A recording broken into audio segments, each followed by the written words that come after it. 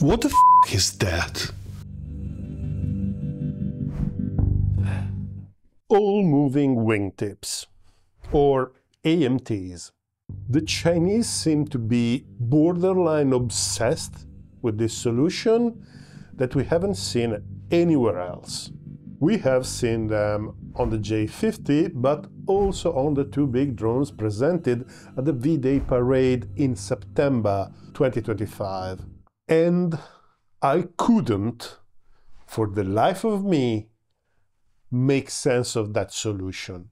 Why would you want such a complex, unproven solution, potentially even a heavy one, with all sorts of structural and aeroelastic implications? That's what I was thinking, but there had to be a reason. I had to find an explanation. I couldn't find a book covering the AMTs.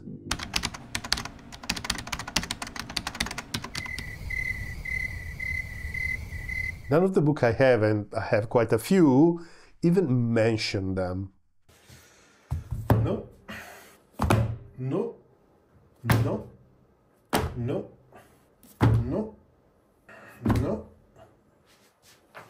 So I had to dig deep into some relatively obscure research papers. Some of the papers were Chinese, and I could only get them with the help of the wonderful M7 Discord community.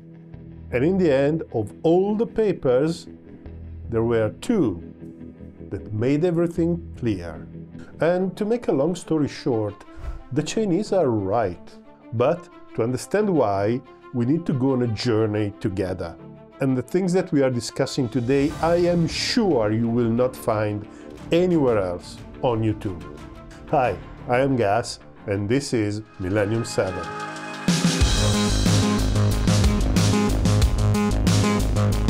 Understanding why AMTs make sense required quite a lot of research on the internet, even on the Chinese internet, and there were a few situations when I was wondering if I was really safe visiting some websites. Luckily, Surfshark, the sponsor of this video, was taking care of the problem. So, Surfshark is a virtual private network, or VPN. The device you're using now to watch this video exchanges way more data than you think. Some of these are encrypted, but others are not. When a device is on the internet, the data exchange can be tracked by malicious actors. And here is where Surfshark comes in. A VPN is a software and a service that packages all the data exchanged by your devices, then encrypts and anonymizes them. The rest of the internet will see your traffic as coming from a server of your choice somewhere in the world, and it will be impossible to read it and track it back to you. And this is crucial because you can bypass geographic filters that keep you from watching the shows you have already paid for, or keep you from accessing home prices on a merchant site only because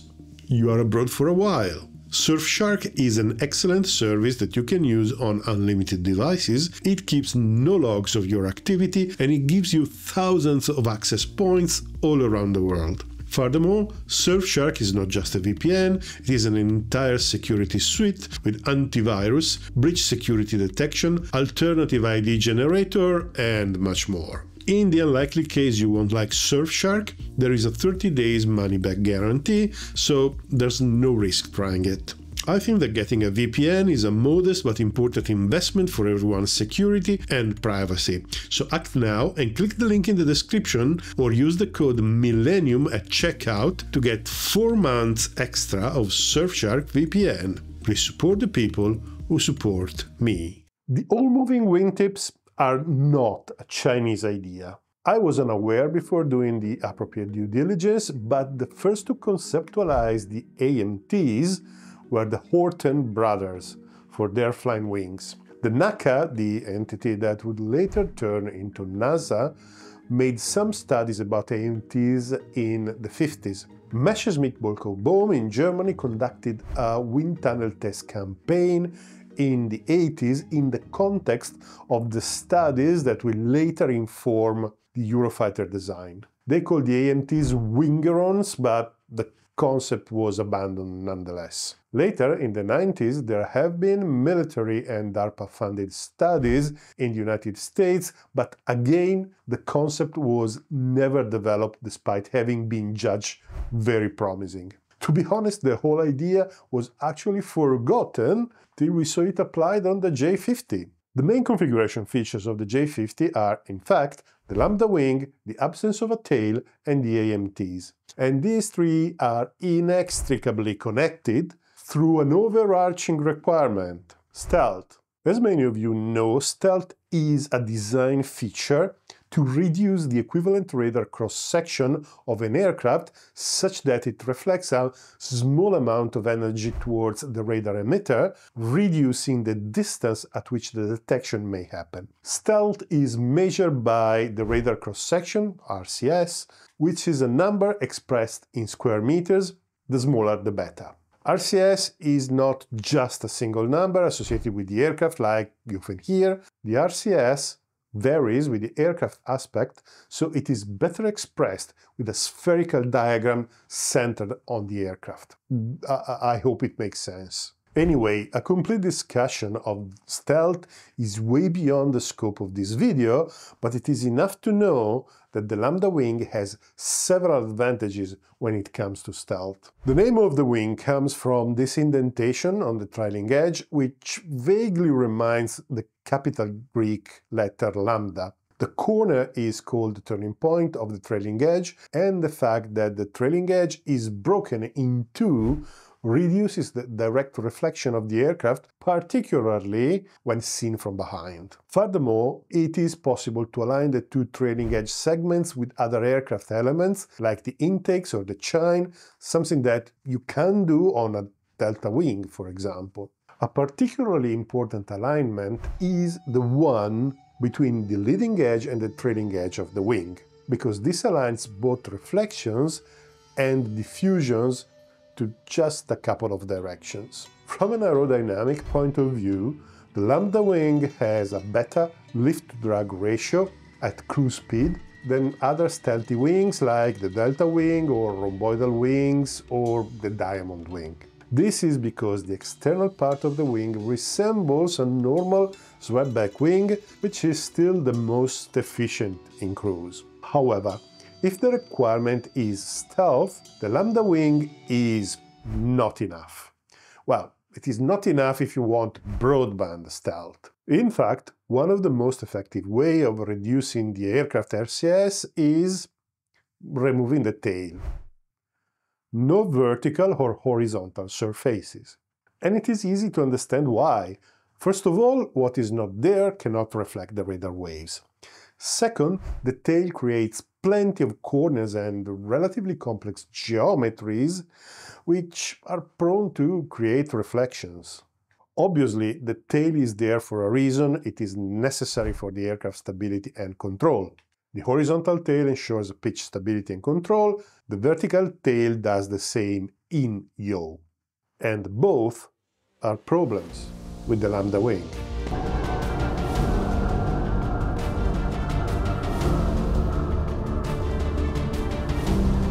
Pitch stability and control in cruise condition is not a particular problem. The wing allows for the aircraft to be stable. In fact, the wing sort of behaves like a hybrid between a delta wing and a swept-back wing, and the delta part maintains the stability through a system of vortices like the delta does. The external part works like a normal airfoil wing, generating lift through the airflow above and below the wing.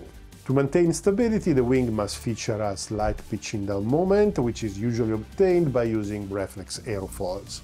Position and structure of the wing vortices depend on the wing form factor, how fat or thin the wing is, and the curvature of the leading edge. But the vortices do exist, and if the center of gravity is ahead of the lift center, the aircraft is stable. This is not technically correct, sir, and even if it was correct, is too complicated for the average viewer. Yes, I notice. I'm getting to the point. I know it's a complex subject, but our viewers are intelligent people, and they will follow. And after all, I can't make an entire course about wing design now. As I mentioned, I don't think that this is very simple, sir. Otis, you should not be here. You're still recovering. Considering that my battery is still weak, I returned to the charger. But don't say you weren't warned, sir. Yes, Otis, you warned me. Everybody's taking note that you warned me. Sir, did you order the new battery? Yes, I did. It just takes some time for the delivery. Yes, because we live in the middle of nowhere. So what was I saying? Okay, so much for the pitch stability. But what about the lateral stability, the aircraft yaw? Well, the lateral stability is really poor. It is really poor because in a tailless aircraft there is no real mechanism to correct the yaw due to maneuver or gust. Several solutions have been proposed. All of them, though, involve moving some aerodynamic surface differentially. Split ailerons, for example, have a section that moves up, a section that moves down. The sum of the two local lifts cancels, but the drag increases. Another possibility is using spoilers on the wing, which move differentially, cause different drag on each side of the aircraft. They have various names, sometimes they're called split rudders, but they're spoilers anyway. They are devices that just produce drag. The B2 is a classic example of a lambda wing with both these types of control surfaces. And using these surfaces is exactly the problem, because the lambda wing has a problem: the pitch brake.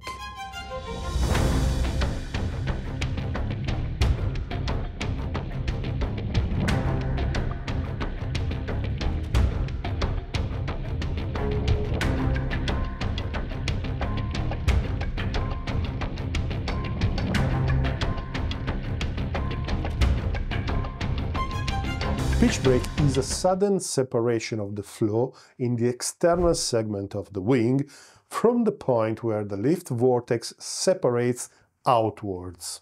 It happens quite suddenly when the angle of attack reaches a limit value, which depends on the geometry of the wing, but in practice tends to be relatively small, around 10 degrees or even less.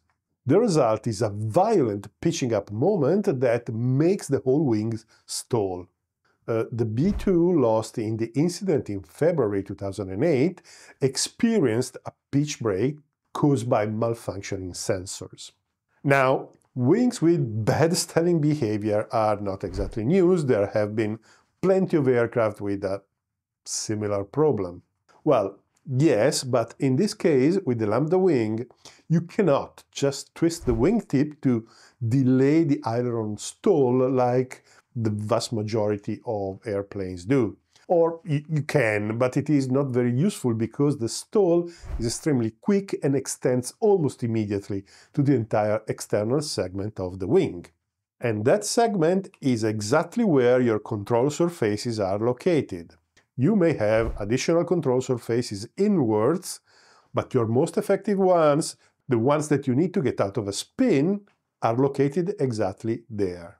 With a turbulent detached flow, they completely lose effectiveness and the aircraft stalls and it is very difficult to recover.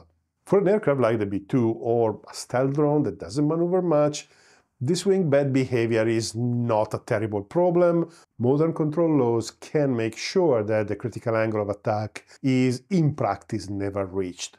But for a fighter, well, for a fighter, the lambda wing should be clearly a no-go. Increasing the angle of attack is necessary to make sharp turns, carry asymmetric loads, but also to resist to gusts, particularly when flying at low altitude.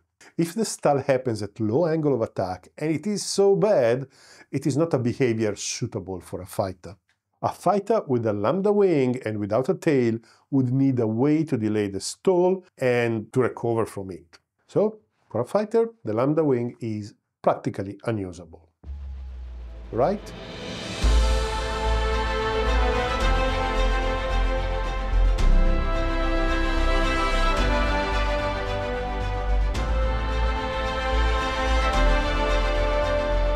Okay, but what if I am really stubborn and I want to make use of the stealth features of the lambda wing on a tailless fighter anyway, In this video, we don't cover the ways of delaying or mitigating the pitch break. They will involve some additional vortices systems, which may or may not compromise stealth, but this is out of the scope. Now we focus on lateral stability and stall recovery. Well, one possibility is using 3D thrust vectoring, which is good, but it tends to be less effective at transonic and supersonic speed. At those speeds, aerodynamic surfaces are overall more efficient. So we would really need an aerodynamic surface that could generate drag and would not be affected by the pitch break.